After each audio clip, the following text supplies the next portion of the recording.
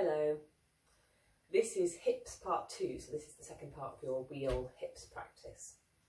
Okay, we only need your wheel for this practice, so you won't need any other equipment. Okay, we're going to start by coming straight into our side plank. So side plank with a supported wheel is really a nice way to really get that feeling of length and support through the side body. So if you bring your wheel to the middle of your mat, come onto your knees and start to find where your hip can place weight onto the wheel. So send one arm, the lower arm, out long, in line with your wheel, and slowly take both legs and make your way into your Vasisasana side plank. So it sometimes takes a little bit of time to find where that support is comfortable.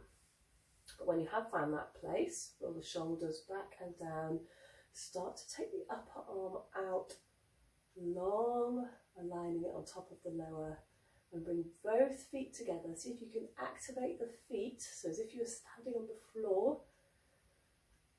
Breathe the air. Hold. Good. Now lower the top end and bring your hand just to your top hip. And feel stability while we raise that top leg, and we're going to do some little pumps. So 10, 9, 8, 7, 6, 5, 4, 3, 2, 1. Hold. And breathe. And we're going to do little circles. 10, 9, 8, 7, 6, 5, 4, keep going, 3, 2, 1, hold, point that toe, reach it away, and as you exhale you can turn to face, the wheels drop, but that's absolutely fine. Come onto your full plank and then send your hips up high onto your toes. Really lift your hips as you come into your down dog, but lift the heels, so we're right on top of the toes. Lift, lift, lift, lift.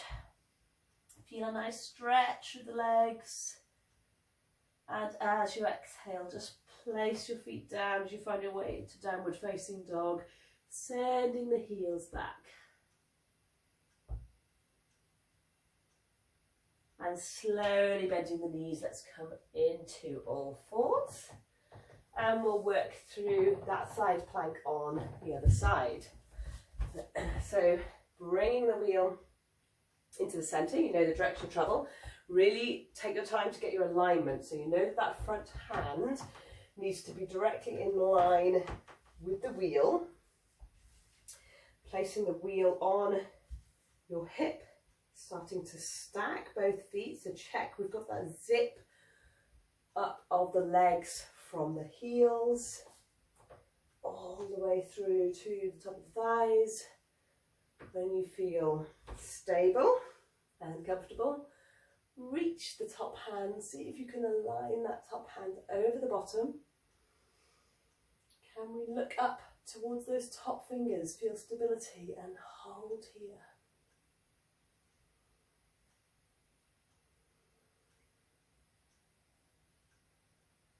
Good. Take the top hand and just place it on top of the right hip.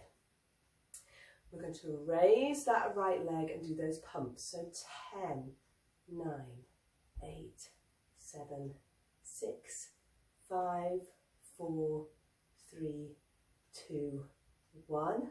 Leg circles. 10, 9, 8, 7, 6, 5, 4, 3, 2, 1, and hold. Point that toe, reach that right leg away, hold. Dial your right hand down to the mat. Don't worry what happens with your wheel as you come into your plank, onto your toes, hold your plank, and then come high onto your toes, lifting the hips. We're going to come into that really high downward facing dog. Take yourself as high as you can, so reach the arms away. Lift those hips really high. Another full breath. and then start to make your way into downward facing dog. So use that as your transition pose.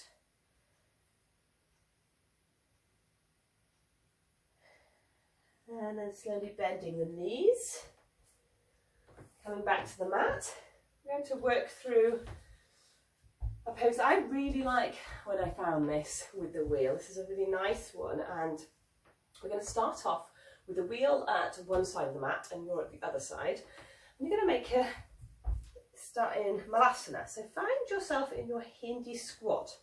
So if that means you want some padding underneath the heels for a moment, that's absolutely fine. It takes a little bit of time sometimes to get into our squat.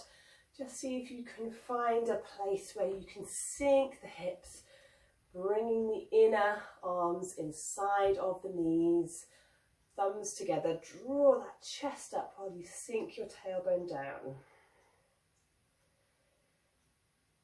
So just noticing how those hips are feeling. Perhaps you have followed this with the previous hips practice, so you're already feeling your inner thighs working quite hard, I imagine.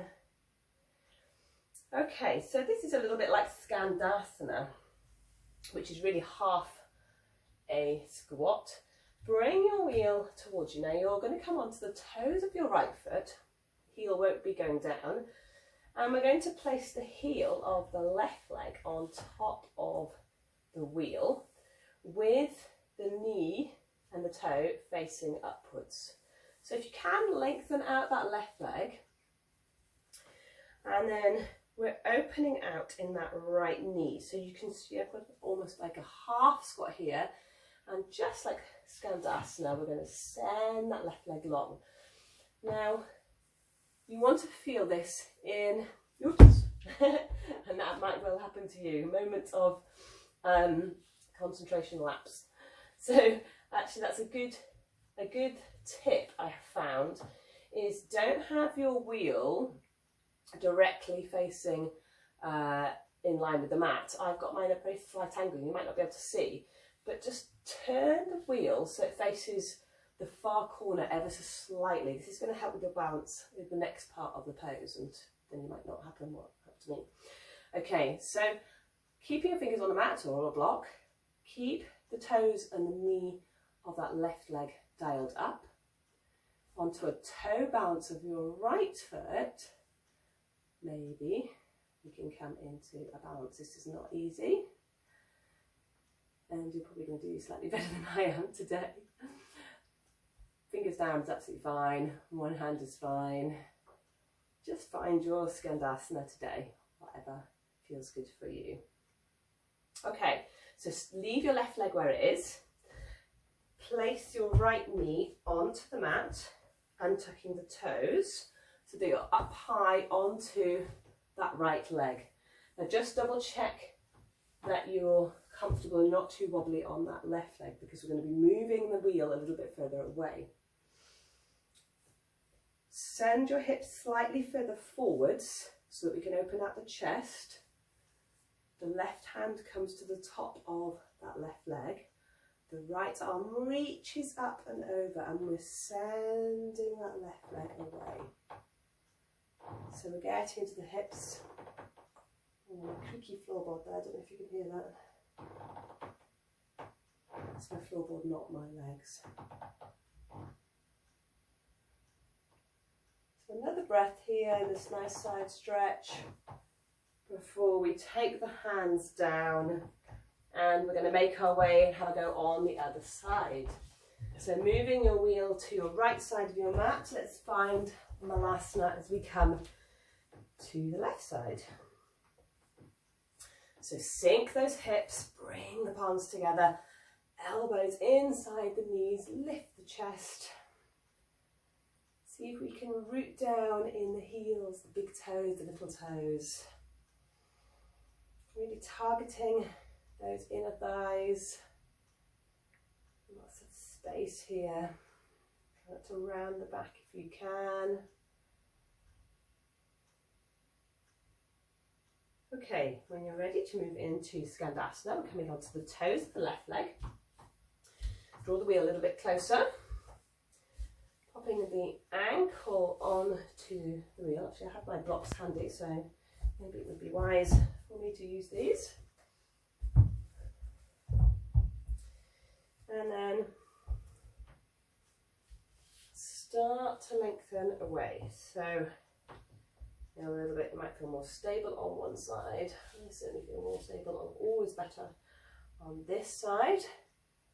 Once you can find your stability, maybe we can work on the balance.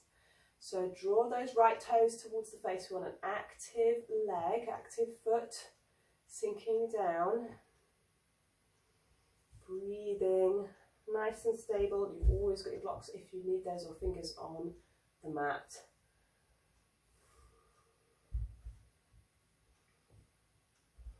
Let's do a couple more breaths here.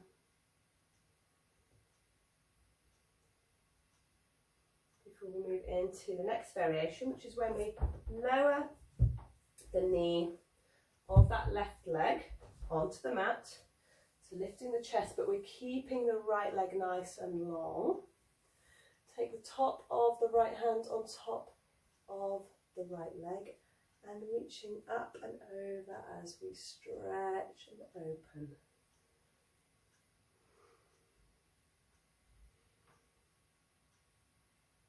Keep dialing that left shoulder back and send the hips slightly further forwards.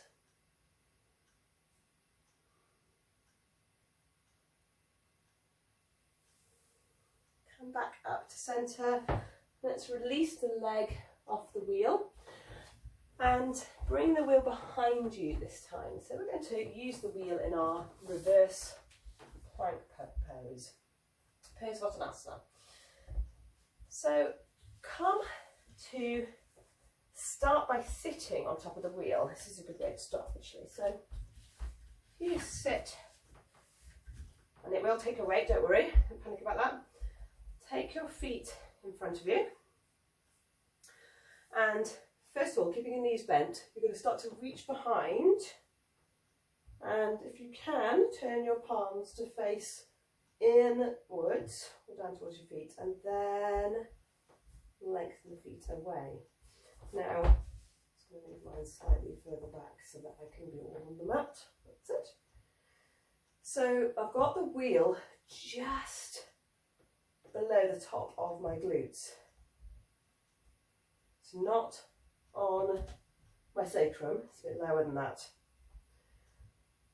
Push your hands away from the mat so you can feel the stretch through your chest.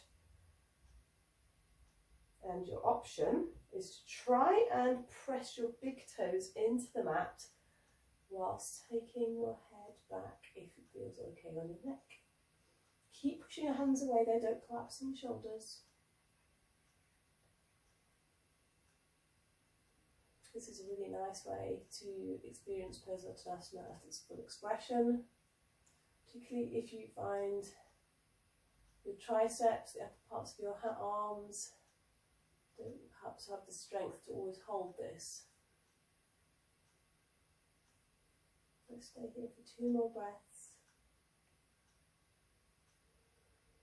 Take the chin to the chest first, then start to bend the knees. Walking your hands in, taking the bottom down to the mat, and we'll finish the session with a back bend. So we're going to take the wheel sort of between the shoulder blades, it's quite far back, sink back into that wheel.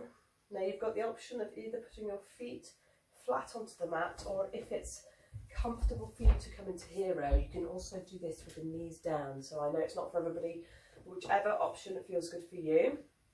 Either way, let's keep that wheel in between the shoulder blades, lift the hips, take the arms up and overhead, bring the palms together and reach those fingers away from you. So we're really opening the chest. Send the hips up, reach those fingers away. Lift the hips, keep reaching away.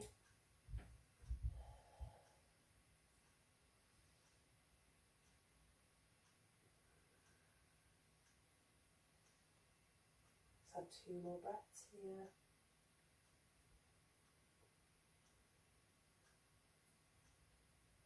Start by drawing your arms up as your hips lower. So make this nice, smooth movement. And then taking the hands to the knees, draw the head, neck and spine up tall. And once again, thank you very much for practicing. Namaste.